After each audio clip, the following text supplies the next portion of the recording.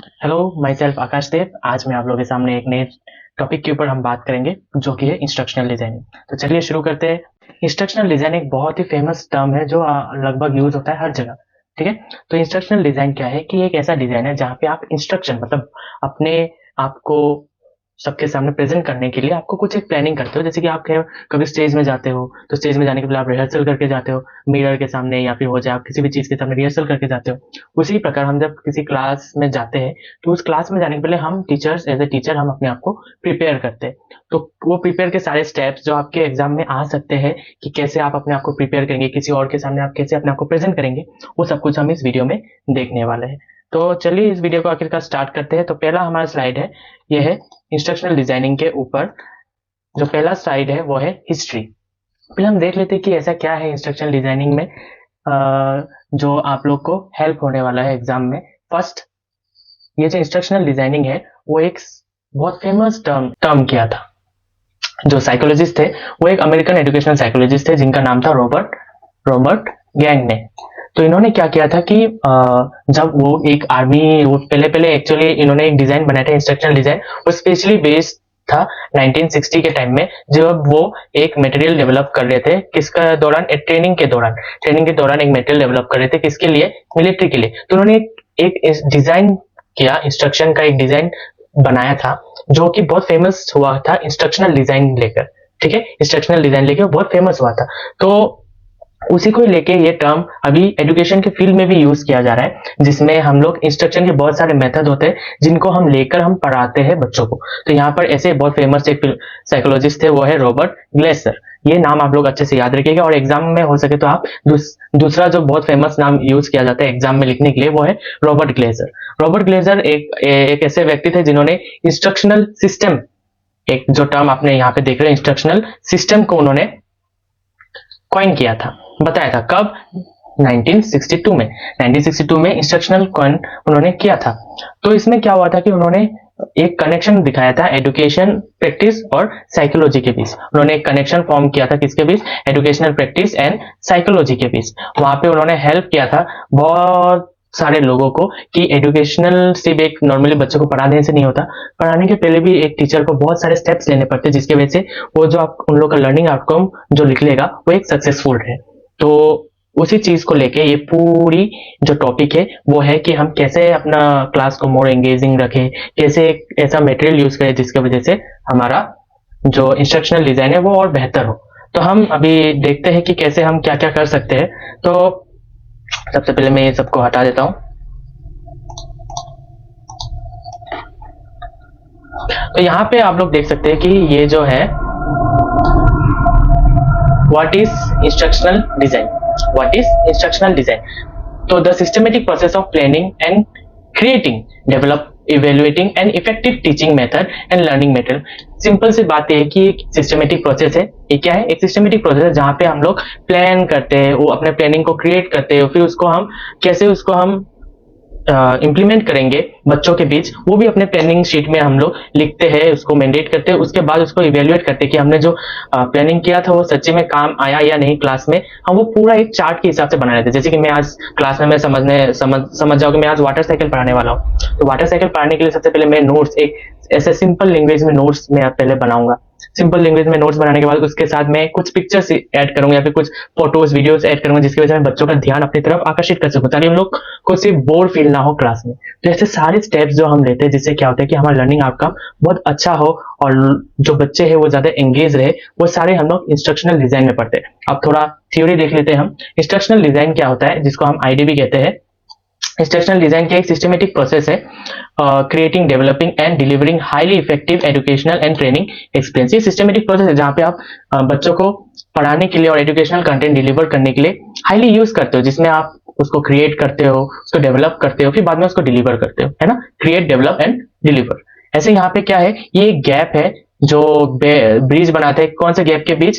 How people learn and material they use to achieve the specific learning goal. जैसे कि मैंने बताया था, आप जो भी मटेरियल यूज करोगे, ठीक है, जो बच्चे सीखने वाले हैं और जो मटेरियल आप दोगे, उन दोनों के बीच क्या लिंक है। ऐसा तो नहीं कि आप वाटर साइकिल पढ़ा रहे हो लेकिन आपने मटेरियल जो यूज किया वो वाटर साइकिल से रिलेटेड ही नहीं है, तो आपका पढ़ाने का कोई मीनिंग फिर तब रहा नहीं, बच्चे कंफ्यूज हो जाएंगे। तो हमें ऐसे ही सब कुछ प्लान के हिसाब से अपने क्लास में जो आपको 40 से 45 मिनट मिलता है, हमारा कोशिश ये होता है कि उस 40 से 45 मिनट में हम कैसे बच्चों को अपने पास ध्यान हर समय उनका अटेंशन हमारे पास रखे, जिसकी वजह से क्या होता है उनको बोर फील नहीं होगा। तो हम ऐसे कुछ क्रिएटिव चीजें करते रहते हैं जिसकी वजह से उनको ये मजा आता है पढ़ने में।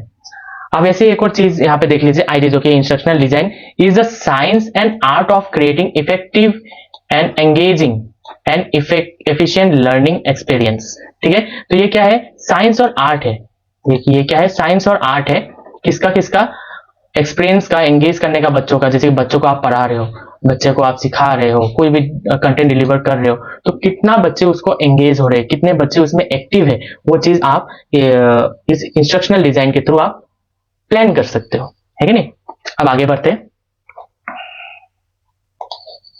देखिए, अब इंस्ट्रक्शनल डिजाइन क्या है, एक सिस्टमेटिक, यहाँ पे बहुत कुछ लिखा हुआ है, आप चाहे तो वीडियो को पॉज करके आप देख सकते हैं, मैं आपको शॉर्टकट में बता रहा हूँ। एक सिस्टमेटिक प्रोसेस है। हाँ, सिस्टमेटिक है। पहले आप प्लानिंग करते हो कि अब मुझे क्या क्या पढ़ाना है।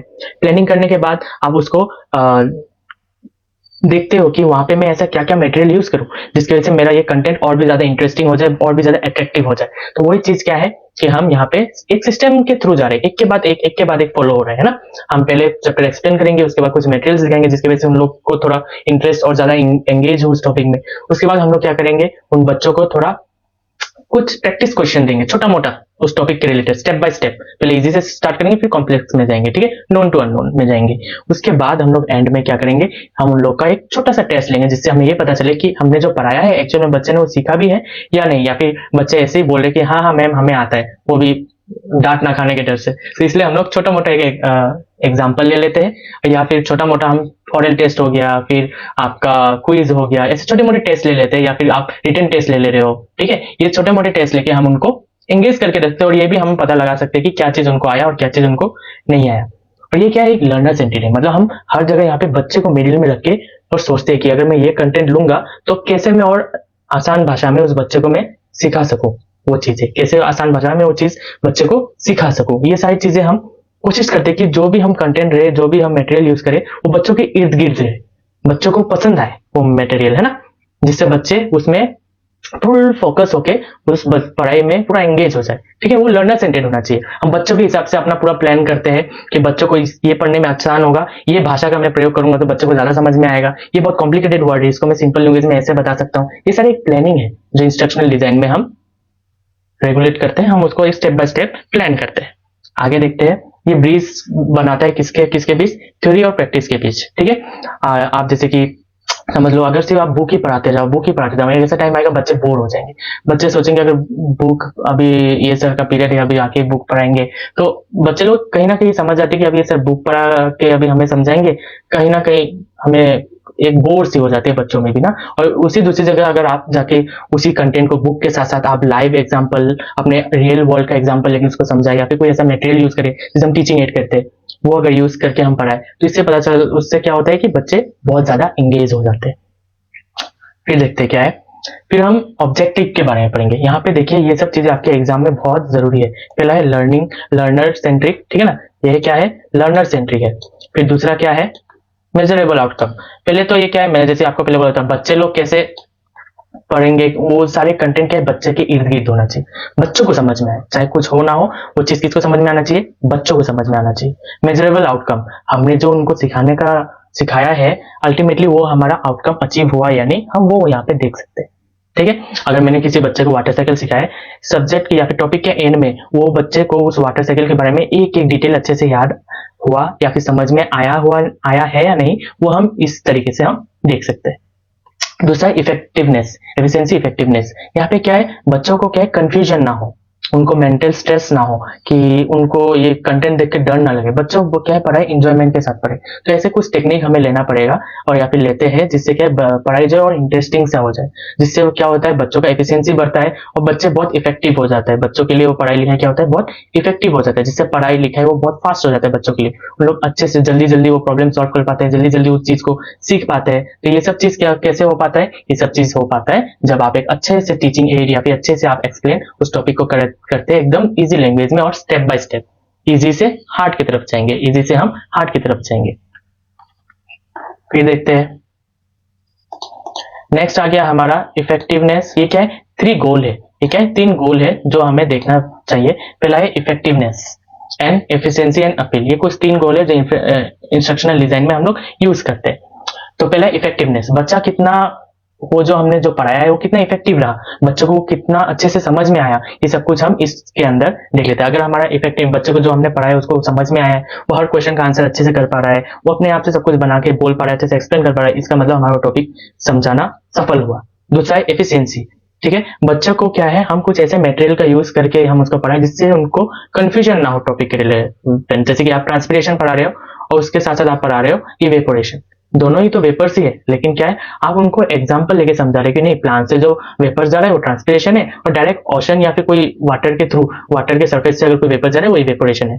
ठीक है, तो ऐसे करके आप लाइव एग्जांपल दिखा के या फिर वीडियो के थ्रू दिखा के आप उनको अच्छे से एक्सप्लेन कर सकते हो। तो ये होता है एफिशिएंसी, जिसकी वजह से क्या होता है, उनको कंफ्यूजन कम होता है, हम लोग सीख अच्छे से पाते हैं। दूसरा है अपील। आप यहाँ पे क्या करते हो, बच्चों लोगों को कुछ ऐसे ऐसे चीजें दिखाते हो जिससे बच्चे और ज्यादा एंगेज रहते हैं, है ना। आप कुछ ऐसा कंटेंट दिखाते हैं, आप समझ लीजिए पूरा वर्ल्ड मैप के बारे में पढ़ा रहे हो, तो आप अच्छे से ये बहुत बड़ा ग्लोब ला सकते हो, ग्लोब ला के आप उनको दिखा सकते हो, देखिए ये है इंडिया है, ये अमेरिका है, ये चाइना है, ऐसे करके सारे देशों के बारे में आप one by one point out करके दिखा सकते हो। बच्चे लोग और ज्यादा ध्यान से उसको फोकस होकर पढ़ेंगे। दूसरा देखते हैं, ये देखिए मैंने आपको एक चार्ट दिखाया है जिसमें आपको अच्छे से समझ में आएगा सब कुछ। जैसे कि ये पहला है इफेक्टिवनेस, कि हम लोग को जो हमने पढ़ाया है वो कितना हद तक सफल हुआ है हमारा पढ़ाना। अब यहाँ पे उनका स्किल टेस्ट करके हम ये समझ सकते हैं, जैसे कि हम कोई टेस्ट ले सकते हैं छोटा मोटा, जिससे हमें पता चले कि जो बच्चे को हमने पढ़ाया है वो एक्चुअली में काम आया है या नहीं। और दूसरा है एफिशिएंसी। एफिशिएंसी में क्या होता है, हम देखते हैं कि बच्चा किस तरीके से वो जो कंटेंट को है कितना आसानी से समझ पाया है, और कितना आसानी से वो उस कंटेंट का हेल्प लेकर जो हमने पढ़ा है वो प्रॉब्लम को सॉल्व कर पा रहा है। ठीक है, हम उसका क्या करते हैं कि डिलीवरी, ट्रेनिंग ऑन टाइम, हम उसको टाइमली सब कुछ देते हैं। ऐसा नहीं कि बच्चे को प्रॉब्लम सॉल्व करने में 1 घंटा लग रहा है, 2 घंटा लग रहा है, भाई 3 घंटे का अगर तो हाफ ईयरली का एग्जाम भी होता है, 1-1.5 घंटे का तो आपका यूनिट टेस्ट ही होता है। इतना टाइम अगर बच्चा सिर्फ एक क्वेश्चन सॉल्व करने में लगा लेगा, इसका मतलब बच्चे को कहीं ना कहीं कंफ्यूजन है वो चीज में, तो हमें वो दूर करना है जिसकी वजह से कम टाइम में बच्चा अच्छे से समझ पाए। ठीक है ना, कॉस्ट इफेक्टिव सोल्यूशन देना है। ठीक है ना, ऐसा भी नहीं कि आप ऐसा सोल्यूशन दो कि जिसमें पैसे बहुत चाहिए, आप ऐसे टीचिंग एड यूज कर रहे हो जिसमें पैसे बहुत चाहिए, वो इजीली अवेलेबल नहीं होता, तो उस चीज का यूज करने का कोई फायदा नहीं, क्योंकि जब टाइम आएगा अगर आप किसी और दिन भी उसको सेम चीज एक्सप्लेन करना चाहते हो और तब वो अवेलेबल नहीं रहा, तो कहीं ना कहीं एक मिसमैनेजमेंट हो जाता है ना। दूसरा है आप लोग एंगेजमेंट, बच्चों का एंगेजमेंट कैसे बना रहे। अगर आप बहुत मैक्सिमम केस में बच्चे लोग वीडियो, फोटोग्राफ ये सब देख के ज्यादा एंगेज रहते हैं, बहुत अटेंटिव रहते हैं, एक्टिव रहते हैं क्लास में। ठीक है ना, वो अगर आप उनको प्रोजेक्टर से कुछ दिखा दो, एक लाइव वीडियो दिखा दो, या फिर आप कुछ पीपीटी बना रहे हैं, जैसे आप लोग अभी पढ़ रहे हो पीपीटी से, तो वीडियो से मैंने क्या है थोड़े पिक्चर्स डाले, थोड़े कलरफुल कुछ चीजें डाले, पीपीटी मैंने प्लेन व्हाइट में नहीं बनाई, जिसके क्या है आपका फोकस यहाँ पे बना रहेगा। नेक्स्ट देखते हैं हम,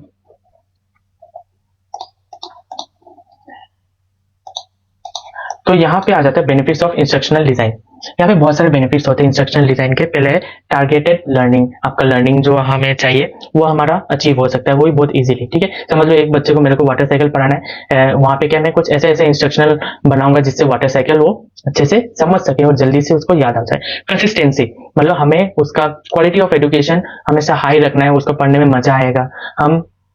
हम ये कंटेंट का, आप जो भी इंस्ट्रक्शनल डिजाइन बनाएंगे, समझ लीजिए मैंने ये पीपीटी बनाया, तो ये पीपीटी में आपको पढ़ाने के बाद फिर किसी और क्लास में जाके मैं फिर से सेम पीपीटी का यूज करके मैं पढ़ा सकता हूँ। ठीक है, बहुत इजी है। इंस्ट्रक्शनल डिजाइन क्या है, जो मटेरियल हम लोग यूज कर रहे हैं पढ़ाने के लिए, वो हम बहुत इजीली एक ही बार एक ही कंटेंट को हम 10 से ज्यादा जगह में यूज कर सकते हैं। हम चाहे तो इसको इजीली अपडेट कर सकते हैं। रिड्यूस कॉग्निटिव लोड, ये क्या है, दिमाग का जो प्रेशर है, मेंटल प्रेशर है। कॉग्निटिव मतलब क्या है, मेंटल। कॉग्निटिव आपका वर्ड से समझ लीजिएगा, कॉग्निटिव मतलब ही ये दिमाग रिलेटेड कुछ बात हो रहा है यहाँ पे। ठीक है, दिमाग रिलेटेड बात हो रहा है, तो यहाँ पे क्या है, आपका दिमाग आसान चीजों को बेहतर तरीके से समझता है, ये हमें पता है ना, दिमाग आसान तरीके चीजों को बेहतर तरीके से सीखता है। तो ऐसे यहाँ पे आप देख सकते हो कि जो जैसे जैसे आप ज्यादा इंस्ट्रक्शन से इंटरेस्टिंग से चीजें अगर आप कंटेंट यूज करते हो, तो क्या होता है कि उन लोग बहुत इजीली उस चीज को समझ जाते हैं, तो क्या है कंफ्यूजन कम होता है, और क्योंकि वो बहुत इंटरेस्टिंग है तो उनका एंगेजमेंट भी ज्यादा हो जाता है। ठीक है, मेजरेबल सक्सेस, आपको उस टेस्ट के थ्रू हम उसका सक्सेस को मेजर कर सकते हैं। भाई ये बहुत अच्छे से पढ़ा है, ये इतना खास अच्छे से लगा नहीं, शायद बच्चों को समझ में नहीं आएगा, चलो फिर से पढ़ा के फिर से हम टेस्ट लेके देखेंगे। ठीक है ना, हम अपने आप को क्या है उनके सक्सेस के थ्रू अपने आप को भी एक रीडिजाइन कर सकते हैं ना, एज ए टीचर, कि बच्चों को ये टेक्निक समझ में नहीं आया, हम दूसरा टेक्निक से पढ़ाएंगे जिससे ये समझ में आ जाए। तो उनको समझ में आया या नहीं आया कैसे पता लगेगा, थ्रू अ स्पेसिफिक टेस्ट, है ना। टाइम एफिशिएंसी क्या है, भले ही देखो इंस्ट्रक्शनल डिजाइन यूज करना तो बहुत अच्छी बात है, लेकिन इसको प्रिपेयर करने में काफी मेहनत लगती है। जैसे मेरे को ये पीपीटी बनाने में भी काफी मेहनत लगी, 1 by 1 सारा स्लाइड बनाना, उसके बाद टॉपिक सिलेक्ट करके उसको डिटेल में लिखना, समझाना, पिक्चर ऐड करना, टाइम बहुत लगता है। लेकिन एक बार जब ये रेडी हो जाता है तब आपका ये 100-150 क्लास में आप सेम पीपीटी का यूज करके आप पढ़ा सकते हो, ऐसे सेम मटेरियल का यूज करके आप डिलीवर कर सकते हो अपना कंटेंट। तो क्या है, तब टाइम कम बचता है ना। तो ऐसी चीजें ये क्या है, टाइम इफेक्टिव होता है। दूसरा देख लेते हैं हम, यूज ऑफ इंस्ट्रक्शन डिजाइन कहाँ कहाँ यूज कर सकते हैं, ये एग्जाम में आता है आपका। पहले करिकुलम डेवलपमेंट में, आप अपना सिलेबस बना रहे हो, आप सिलेबस बच्चे के हिसाब से बनाते हो आप लोग, तो उसमें ऐसा क्या मटेरियल यूज करें जिसकी वजह से वो कंटेंट और अच्छा हो, ठीक है ना। फिर मल्टीमीडिया इंटीग्रेशन क्या है, आप क्या है कहीं पे मोशन ग्राफिक यूज कर रहे हो, कहीं पे आप लोग यूज कर रहे हो एनिमेटेड वीडियो यूज कर रहे हो, कहीं पे यूट्यूब वीडियो आप दिखा रहे हो बच्चों को। ऐसे बहुत सारी चीजें हैं, मटेरियल्स है जो आप यूज करके उनको पढ़ा रहे हो, जिसकी वजह से क्या होता है, उनका एंगेजमेंट और ज्यादा बढ़ जाता है। एक्शन रिसर्च, आप क्या करते हो, बच्चों का प्रॉब्लम समझते हो, ठीक है। इंस्ट्रक्शन डिजाइन में आप बच्चों का प्रॉब्लम समझोगे, प्रॉब्लम समझ के आप क्या करोगे, उस प्रॉब्लम का सोल्यूशन ढूंढोगे। अगर आपको लगे बच्चे को साइंस पढ़ना बिल्कुल अच्छा नहीं लगता, साइंस में केमिस्ट्री पढ़ना बच्चे को अच्छा नहीं लगा, केमिस्ट्री का रिएक्शन उनको समझ में नहीं आता, तो हम लोग कुछ ऐसा तरीका यूज कर सकते हैं जिसकी वजह से बच्चों को वो इंटरेस्टिंग लगने लगे। जैसे कि आप बीकर लाओगे, उसमें रिएक्शन कराओगे, तो उनके सामने वो रिएक्शन होगा तो उन लोग बहुत एक्साइटेड रहेंगे, अरे भाई ये रिएक्शन कैसे हुआ, मुझे ये बता दो, है ना। तो सर प्लीज इनके पीछे क्या रीजन है कि ये कलर चेंज हो गया इस सोल्यूशन का, कैसे हुआ आप बता दीजिए। तब क्या है, केमिस्ट्री के साथ उनका लगाव अच्छा रहेगा। सिर्फ बुक में रिएक्शन पढ़ना और रिएक्शन को देखना अपनी आंखों के सामने इज टोटली डिफरेंट थिंग। फिर असेसमेंट क्रिएशन, अब क्या है, आप जैसे एक टॉपिक पढ़ा लिया, उसके रिलेटेड आप छोटे छोटे क्वेश्चन बना सकते हो, उनको असाइनमेंट दे सकते हो, जिसकी वजह से क्या होता है, असेसमेंट की वजह से क्या होता है, बच्चों का स्टेबिलिटी रहता है, कंसिस्टेंसी रहता है कि वो टॉपिक उसको समझ में आया है या नहीं, वो आप उनको बता सकते हो, है ना। अगर समझ में नहीं आया तो आपको ऑलरेडी दिख जाएगा लाइव कि बच्चा अच्छे से क्विज कर नहीं पाया, इसका इस टॉपिक में प्रॉब्लम है, मैं फिर से एक्सप्लेन कर देता हूँ, फिर से आप क्विज अरेंज कर दोगे, इसकी वजह से क्या होता है, बच्चे को वो टॉपिक पूरा क्लियर हो जाता है। तो हम टेस्ट के मदद से, असाइनमेंट के मदद से, हाँ, वो हम ये जो उनको प्रॉब्लम हो रहा है उसको हम दूर कर सकते हैं। फिर है डिफरेंशिएटेड इंस्ट्रक्शन, ये मोस्ट इंपॉर्टेंट है ये वाला लाइन, ये आपका सी टेट टेट हर जगह पूछता है, तो ये आप लोग ध्यान से देखना, ठीक है। डिफरेंशिएटेड इंस्ट्रक्शन, डिफरेंशिएटेड इंस्ट्रक्शन मतलब, देखिए हम लोग तो बात करते हैं इक्वलिटी का, हम बात करते हैं इक्वलिटी का, लेकिन डिफरेंशिएटेड इंस्ट्रक्शन बात करता है इक्वालिटी का। मतलब क्या है कि आप बच्चे को जो भी पढ़ा रहे हो उसके हिसाब से पढ़ो। जैसे कि जो बच्चा ऑलरेडी बहुत एडवांस है पढ़ने में, उसको बहुत आसानी से कोई भी क्वेश्चन, बहुत ब्रिलियंट है, हर क्वेश्चन का आंसर उसको 1 मिनट में सॉल्व हो जाता है, तो आप सेम क्वेश्चन, और एक बच्चा है जो सेम क्वेश्चन करने में उसको आधा घंटा लगता है, अल्टीमेटली वो कर ही नहीं पाता है, तो दोनों का सोचने का तरीका अलग है। तो हम क्या कर सकते हैं, जो समझदार बच्चे उनको अलग टाइप का क्वेश्चन दे सकते हैं, जो थोड़ा समझने में कमजोर है उनको अलग टाइप का क्वेश्चन दे सकते हैं, ठीक है। या फिर हम उनको पढ़ाने का टेक्निक अलग कर सकते हैं, जैसे अच्छा तुम ये बताओ कि ये चीज का नाम क्या है और ये नाम क्यों पड़ा, तो आप समझदार इंसान को उस हिसाब से, समझदार बच्चे को आप उस हिसाब से क्वेश्चन मॉडिफाई करके पूछ सकते हो। ऐसे एक जो कमजोर बच्चा है वो, उसको आप पूछोगे अच्छा ये चीज ऐसे हुआ तो क्यों हुआ, जबकि वो क्यों का आंसर आपने ऑलरेडी समझाते टाइम बोल चुका था, ठीक है ना। तो आप ऐसे करके आप बच्चों को क्वेश्चन पूछ सकते हो, जिसकी वजह से जो बच्चा वीक है पढ़ने में वो भी सोचेगा अरे मुझे तो आता है, कम से कम मैंने आंसर तो दिया है ना। तो वो चीज से क्या है, बच्चा पढ़ने में और मग्न हो जाएगा। दूसरा देखते हैं standard framework, the standard frame of ADDI model, ये बहुत ज्यादा यूज होता है एग्जाम में, जैसे analyse, design, development, implementation, evaluation. ये एक ऐसा फ्रेमवर्क है इंस्ट्रक्शनल डिजाइन का जो मेनली यूज किया जाता है। अब देखो हमने इंस्ट्रक्शनल डिजाइन में पढ़ा था, ये सिस्टमेटिक है, कैसे सिस्टमेटिक है आप समझ में आएगा। देखिए the most widely use framework in the instructional design is ADDI model which develop the process and which break the process into 5 distinctive and cyclic phase। ये cyclic phase है, एक के बाद एक रिपीट होता रहता है, जैसे कि analysing, design, development and implementation and evaluation. सबसे पहले मैं आपको यही एक दूसरे स्लाइड में आपको अच्छे से समझा देता हूँ, ठीक है ना। जैसे कि हो गया आपका, यहाँ पे देखिए, पहले आप एनालाइज करोगे बच्चे का क्या प्रॉब्लम है, मेरे को एनालाइज करना है।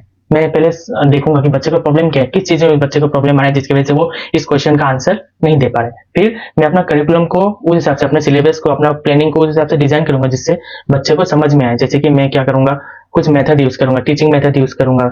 समझ लो बच्चों को विजुअल एड अच्छा लगता है, देख के समझने में आसानी होगी, तो मैं ऐसे कुछ वीडियो लूंगा, छाटूंगा, अपने सिलेबस में ऐड करूंगा, जो मैं क्लास के दौरान बच्चों को दिखाऊंगा, तो क्या बच्चों को अच्छे से समझ में आएगा। फिर डेवलप में हम क्या करेंगे, देखो ADDEI, इसीलिए इसको ADDIE बोलते हैं, ठीक है ना, ADDIE। तो यहाँ पे क्या होता है कि बच्चे जो है सीखने में मग्न हो जाते हैं, ठीक है ना।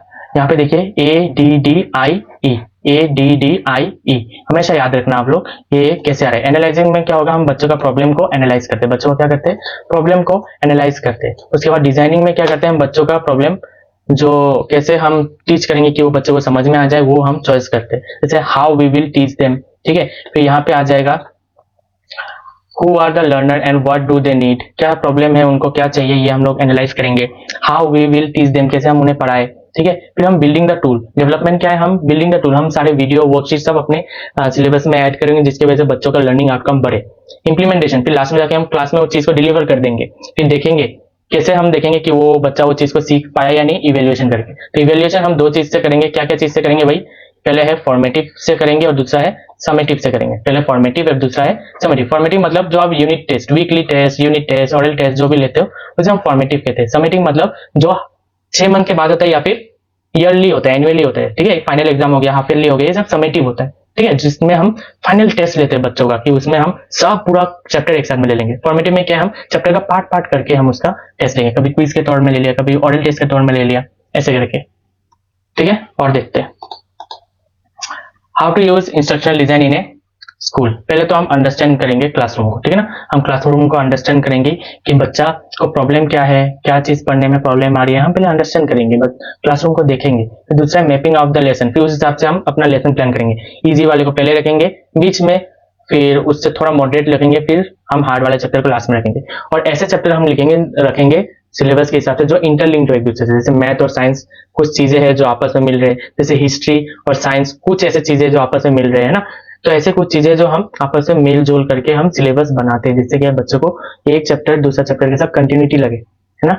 अब दूसरा देखते हैं डेवलपमेंट। अब बिल्डिंग द मटेरियल, अब देखो आपने चैप्टर सिलेक्ट कर लिया, आपने सब कुछ रेडी कर लिया बच्चों का प्रॉब्लम के हिसाब से। अब हम मटेरियल सिलेक्ट करेंगे कि कैसे हम लोग चीजें हम वो यूज करेंगे, बच्चे के जो मटेरियल हम लोग यूज करेंगे जिससे बच्चों को अच्छे से समझ में आए। दूसरा है इम्प्लीमेंटेशन, टीचिंग द लेसन। अब हम पूरा बच्चों को पढ़ा लेंगे जो हमने प्लानिंग करके आए। फिर इवेल्युएट करेंगे बच्चों को, है ना, लास्ट में टेस्ट लेकर, जो मैंने आपको थोड़ी देर पहले ही बताया था।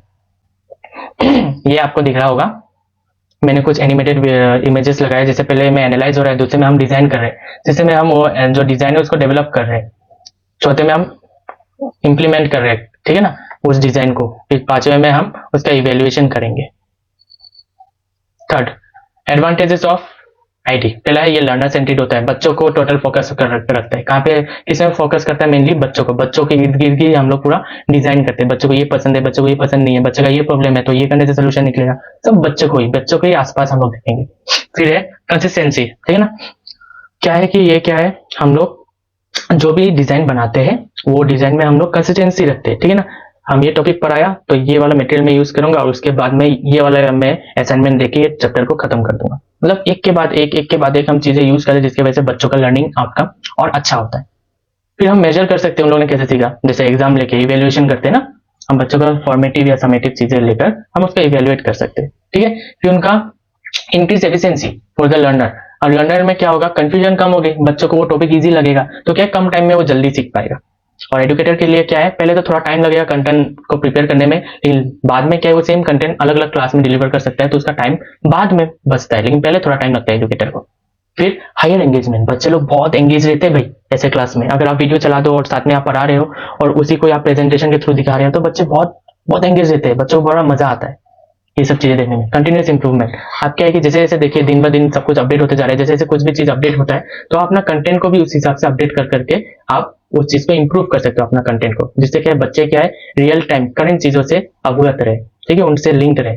रिस्क मेडिटेशन मतलब आप रिस्क को रिड्यूस कर सकते हो, ठीक है। मेडिकेशन मतलब होता है आप मिनिमाइज करना, रिस्क को मिनिमाइज कर सकते हो, मिनिमाइज करके बच्चों को पढ़ा सकते हो। रिस्क मिनिमाइज कैसे कर सकते हैं भाई, जैसे कि बच्चे ये चीज कुछ सीख नहीं पा रहे, बच्चे को जैसे कि 10 मार्क का एग्जाम ले, उसको 1-2 आ रहा है, क्यों आ रहा है, कहाँ पे गलती हो रही है, आप उसको स्टडी करेंगे, एनालाइज करेंगे, फिर उसको डेवलप करेंगे, है ना, अपना चीजें को डिजाइन करके फिर डेवलप करेंगे, फिर इंप्लीमेंट करेंगे। तो ऐसे आप लोग रिस्क को मैनेज कर सकते हैं। ये मेरा कुछ रेफरेंस है और थैंक यू। आपको ये वीडियो अच्छा लगा तो आप प्लीज मेरे चैनल को सब्सक्राइब करिएगा, इनफाल है, और यही मैं आपसे विदा लेता हूँ। Thank you, tata bye bye, जय हिंद।